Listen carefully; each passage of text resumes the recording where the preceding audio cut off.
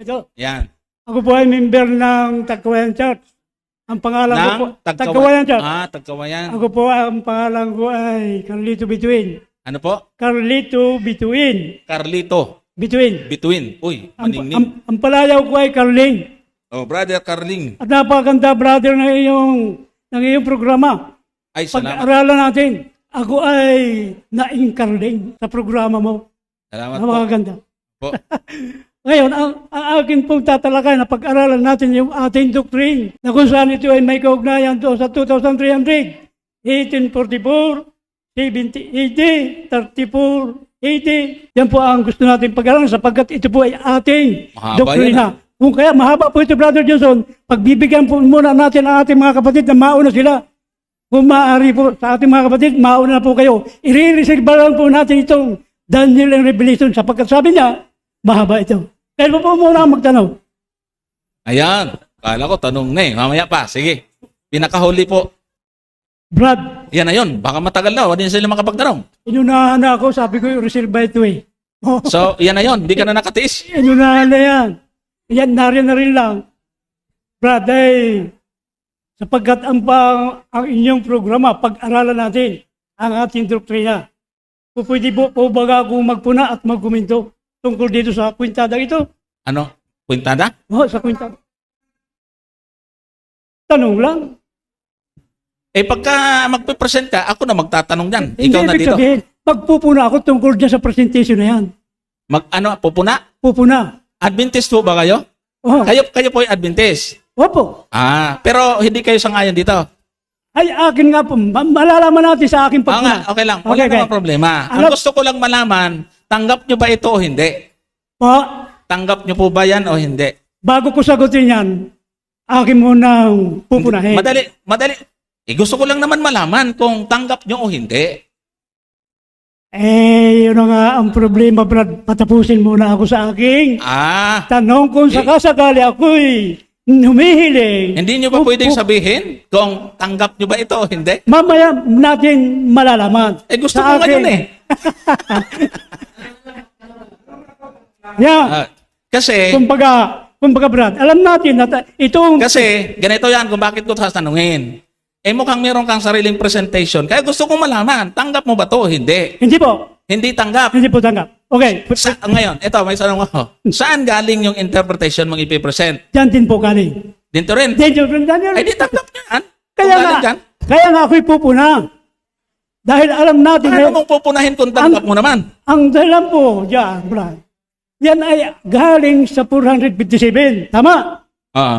Yan 70 linggo. Kung babasahin natin, sa pasimula ng itayo at isauli ang Templo sa Jerusalem, ang pinag-uusapan ng Templo sa Jerusalem na nabagsak, na itatayo ay 70 linggo.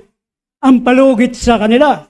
Ibig sabihin, itong Templo sa Jerusalem at saka yung 70 linggo, ito yung magkasabay na umiiral. Tama po ba? Magkasabay. Yung alin? Na umiiral. Yung Templo sa Jerusalem? Oo. At saka 70 linggo, mababanggit yan. Sa 70 linggo, nababanggit yan yung templo. Hindi. Teka. Yung 62 linggo, binabanggit yung templo. Hindi magkasabay na umiiral ang 70 at Templo sa Jerusalem. Manapa, ang pangyayari para isauli ang Templo sa Jerusalem napapaloob sa 7 linggo. Hindi ho magkasabay kasi 7 linggo haba ka yan. Paano pagsabay-sabayin yan eh? Matagal Kaya nga po papansinin po natin doon sa 2000. Hindi, binabantayan ko yung salita mo eh. Kasi sabi mo magkasabay. Paano po pagsasabayin yung Templo sa Jerusalem at 7 linggo? Ang itinatama ko lang po, mas maganda natin gamitin is yung pagtatayo sa Jerusalem, part siya doon sa 7 linggo. Pero, hindi naman hanggang dulo ng 70 weeks. Tama. Kasi hanggang 408 nga lang eh. Tama. Tama pala. Okay. Pansinin po, doon sa 70 linggo, may 7 linggong pinagpapauna. Mayroong 62 linggong pinagpapauna. Ibig sabihin, 69 na linggo. Yung 69 na linggo yung nagtatapos sa 26. 26. 26 AD. Na kung saan sa ating doctrine, Paano mo aabot. naman? Paano mo kinumpute? Nandito. 26. 26. Nandito po. Sige daw. Nandito po sa ating... Basahin daw natin. Sa ating lesson. 26 ha? 26, nagtatapos. Doon sa ating doctrine. Nandiyan po sa ating... Eh, 27 po yun. Oh, hanggang 26. Iisa lang naman yan. Problemahin pa natin yan. 27 po, 27. Aabot nga. Sabi niya, aabot hanggang 27 AD. Yan. Yan, di ka tayo nagkasundo. Tama. Yung 69 na saan linggo hanggang 26, aabot. 26. Oh, aabot hanggang 27. Akala ko 27. Aabot hanggang 27. 26 ang... Oh, Plus 7 equals 34. tama. Tama. Plus 7 equals 34. Yung 27. Gayong itong 62 sa linggo hanggang 26. Oh, tapos? Na ang sabi diyan, aabot hanggang 27. Ngayon, kung umabot ito hanggang 27, nagdagdag na lang isang araw. Tika lang, Samantalang yung... Sandali lang ha, sandali lang. Kwentahin natin. Sandali lang. Kasi, sabi po roon sa talata 8:14, ayan, yung ipinaliwanag ho ito, yung chapter 8, ipinaliwanag to sa chapter 9, di ba? Oh. Sa chapter 8 kasi, tinanong ni Daniel ang kahulugan. Hindi sinagot sa chapter 8 eh. Alam niyo ba yon? 2003. Sa pag-aaral mo, meron bang sagot? Tinanong kasi eh, hanggang kailan sa 2,300 umaga kung magkakaroon ng maglinis ang sanktuaryo. Ito sinasabi po dyan. Okay, Tapos, hindi na ipaliwanag po dito, di ba? Kasi nagtanong si Daniel. Tinanong ni Daniel, nanghina nga siya dahil hindi maipaliwanag sa kanya. Di ba yung mga sumunod na talata? okay. Nagkasakit si Daniel eh. Okay. Hindi nasagot sa chapter chapter 8. No? Sige, sasamahan ko na kayo doon sa 2,300. Ika lang muna, lilinawin muna natin. Alam nyo naman na walang sagot sa chapter 8. Totoo yun. Oh, yun. Yung ating doctrine ang ating pinagbabasahan doon. Opo. Ayan. 2,300. So, walang sagot sa chapter 8, no? Ang sagot at explanation ng 2,300 Malilinis ay tayo. sa chapter 9. Okay. Yan. Sasamahan ko na tayo doon sa Sige. 2,300. Pagtulungan natin. 1844 nung pagpasok. Titingnan natin yung 70 weeks equals 490. At ito ay hanggang 34 AD. Saan dito? Okay.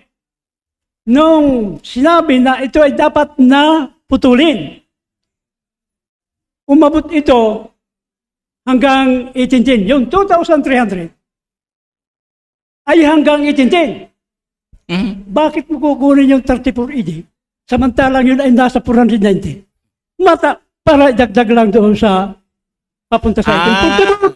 So hindi ka ang hindi mo matanggap ay paano naging 1844 hanggang 1810 lang. Hanggang 1810 lang yung 2,300 sapagkat yung 34 AD kasama nakapaloob sa 490 na kung ating susumahin mula 457 plus 34, 491. Kung yun ang ating diretsong ating pag-aaralan. Ngayon, babasa tayo ng isang talata. Teka lang, sandali lang ha, sandali lang. Meron kayong calculator, madali naman i-calculate yan eh. Kasi pag kinalculate nyo yan, 457, tapos yung 2,300, 1843 yon ang lagbagsak, hindi 1810. 1843. Kaya lang naging 1844 yan kasi may gap. Mula sa BC hanggang AD, merong nasa gitna na 1 year.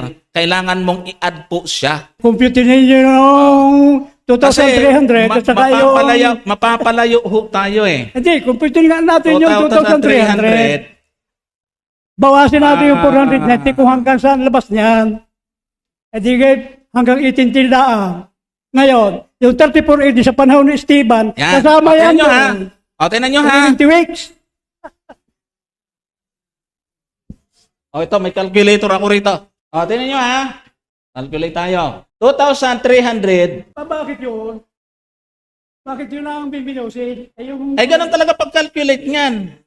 O, 1843. Kaya naging 1844 yan kasi merong isang taon mula sa BC at AD. Hindi ko naman alam bakit naging 1810. Kulang. calculator na nagsasabi. Wala. Kahit na, Minus yan kasi nga BC. Pag AD plus, kaya nga, i-add mo na ang 34. Paano yan? Mali na yung calculator ngayon. ito, pero ang sabi ko, biblical tayo. Yung 7 Hindi sa sa linggo. Kaya, sige, magpakita ko kayo ng calculation nyo kasi total sinasabi yung tutol kayo dan. Hindi, para makumpinsin natin mga kapatid. Babasahin natin. I-computein ninyo. Paano naging 1810? Babasahin natin Kasi yung calculator. ating... Calculator to Yung ating pinag-aaralan, babasahin natin. Ha? Babasahin natin. Siyempre, di mo naman makakalculate sa basa eh.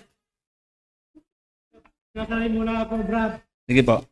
Ito may pinag-aaralan natin. Wala tayong personalan dito. Wala naman ako sinabi. Mangyari, ang tanong mo ay, kung Oo. ikaw, ganito. Okay. Kailangan po, kakalculate nyo, may sarili po kayong computation. Nag-aaral tayo. Sige, basahin natin. Ano yung unang talata? Sa Daniel 9:24 muna. 9? 24. Ang sabi Sige. dito, 70 linggo ang ipinasya sa iyong mga tao at sa iyong banal na bayan upang tapusin ang pagsalansang at upang wakasan ang pagkakasala Yan. at upang linisin ang kasamaan at upang dalhin ang walang hanggang katuwiran Yun. at upang tatakan ang pangitain at ang paghuhula at ang pinahiran ng kabanal-banal. Ang tinutukoy dito ang Panginoong Hesus. Sapagkat siya yung mag-aalis ng kasalanan. May binanggit dyan na... teka. Maraming binanggit. Wag lang yung Panginoon. Pero ang point dito, nung mag-aalis ng kasalanan, ang Panginoong Hesus, Oo nga. Pero mayroong mga binanggit kasi dyan eh. iyong ang talastasin, ha? Sige po. Iyong ang talastasin at bulayin na mula sa paglabas ng utos na isauli at paglabas ng utos. Na isauli at itayo ang Jerusalem na sa pinahirap ng prinsipe. 7 linggo at 62 linggo ito'y matatayo muli na may lansangan at kuta sa makatuwid bagay sa mga panahong mga bagabag. Binabanggit yung templo sa 7 linggo, laging kaakibat. Totally, noong panahon ng Panginoon Jesus, ang sabi ng mga lagad, pansinin mo mga Panginoon, ang pagkaganda ng pagkakaayos. Ang sabi ng Panginoon Jesus, walang bato na ititira kung hindi igigiba. Iginiba ulit daw di mo yan 70 AD. Okay, ating tatapusin. At pagtitibayan niya ang tipan sa marami sa Sandali lang. Ano yung kinalaman nung sinabi ng Panginoon na yung pagbagsak ng Jerusalem? Mangyari po ito yung templo na pinag-uusapan dito. Oo nga. Bakit nyo nabanggit yun? Paano natin i-connect nga yun? Sapagkat ito pong 70 linggo ay hanggang sa panahon ng Panginoong Hesus na binabanggit din yung palagi yung templo sa Jerusalem. Tingnan nyo na ha. Iba po yung 70 weeks sa 70 AD kasi yung pagbagsak ng templo sa Jerusalem 70 AD. Kaya Pero nga po, iba po yung 70 weeks. Kaya nga po, yung 70 weeks na binabanggit po ay sa panahon ng Panginoong Hesus na sinabing walang bato na hindi gigiba. Iniwala na ng Panginoon Hesus yung panahon ng 70 weeks. 70 AD yun, pero hindi po yun ang 70 weeks. Kasama po sa 70 weeks panahon ng Panginoon Hesus. Kaya nga babasahin natin. Wala namang problema. Kaya lang, wala namang problema kasi hanggang 34 AD. Babasahin natin. At pagtitibayan niya ang tipan sa marami sa 1 linggo. Pagkatapos ng 62 linggo at saka 7 linggo, 69 linggo yun. Ano ngayon? Pagtitibayan niya ang tipan sa marami sa 1 linggo at sa kalahati ng 1 linggo ay kanyang ipatitigil ang hain at alay. At ang pakpak ng mga kasuklan-suklan paroroon at ang isang maninira hanggang sa wakas. Ang pagkapasya ay mabubuhos ang mga puot sa maninira. Okay, yung pagtitibayin niya ang tipan sa 1 linggo, kailangan matapos yung 1 linggo. Na pagtitibayin niya ang tipan sa 1 linggo. Okay, tayo kukuha ng kakontek sa Bible. Alam ni Apostol Pablo. Sandali lang ha, para hindi tayo malito. So, nahahati, di ba? 7 linggo, 62 linggo, at saka 1 linggo. Yeah. Kailan po nangyari yung 1 linggo? Anong starting point at anong dulo nun? Pagkatapos po ng 26 AD, saka dumating yung ang Panginoon ay pagtitibayan niya. 26, saan nyo po kinuha yung 26 AD sa history? Okay, kuntahin natin. Simula doon sa 457. pag binawas ninyo yun sa 457, Ano po?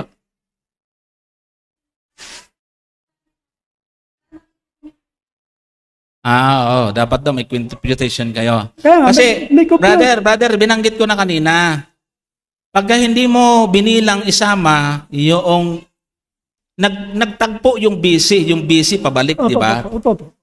Tapos AD pataas, may isa diyan. Kaya nga, Merong 1 year diyan na dapat kang i-add, kaya yung 26, hindi siya 26, 27 siya. di ko Hindi itahin natin. 457 minus 49. Mag-a-add ka nga ng isa kasi BC to AD. Hindi pwedeng walang bilang yan. Merong isang taon dyan na napapaloob sa pagsasalubong ng BC at AD. Kailangan mag-add ka ng isa doon. Nandito rin sa ating Bible, yung sa likuran, sa pag-aaralan natin, ano yung sa likod dito, meron dito ang pagkakaralan natin. O sa doktrina natin ay binabanggit dito yung hanggang 26. Yung sinasabi po ninyo nandyan sa ating Bible, itong computation natin, kinompute na rin ng tama ng mga Adventist na nag-aral tungkol dyan. Kaya hindi natin siya pwedeng kuntahin. Hindi natin siya pwedeng kontrahin ng sarili nating computation. Kasi pinag-aralan nila paano yan bilangin ng Okay. tama. Kaya nga ang ating Opo. programa ay pag-aralan konti natin. lang naman yung diferensya, hindi mo pa ibigay yung isa. Hindi po. Ang sabi doon ay bawal magdagdag. Ha? Bawal magdagdag. Paano kung kulang? Ay, alisin. Dagdagan mo talaga para umiksakto. Ang Pagdagdag, bawag magdagdag kung eksakto na, kulang nga eh. ang propesya kaya eksaktuhan, walang dagdag, walang bawal. Hindi yung computation ang tinutukoy doon. Out of context tayo doon. Babasahin natin ang sinasabi ni Apostol Pablo tungkol dito. Mayroon, alam din pala ni Apostol Pablo Yan. dito. Sige, ihanda niyo yung mga tanong niyo, mga kapatid, ha? Ano?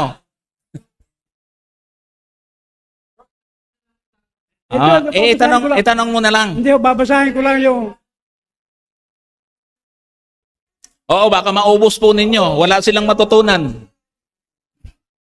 Kasi mukhang hindi naman kayo tatanggap eh.